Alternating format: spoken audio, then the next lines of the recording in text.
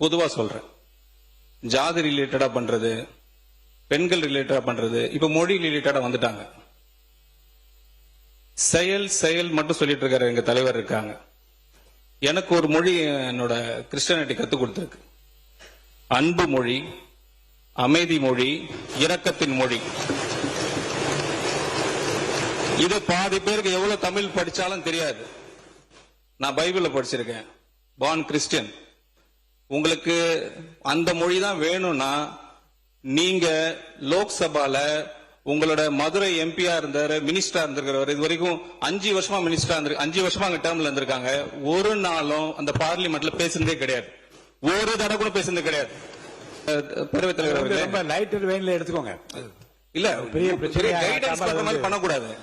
என் செயல் இதுதான். அவருக்கோசம் நான் மாத்திக்க முடியாது, எல்லாருக்கும் நான் மாத்திக்க முடியாது. இல்ல மாண்பு உறுப்பினர் உட்கார. மாண்பு அமைச்சர் கேலி பண்றீங்களா?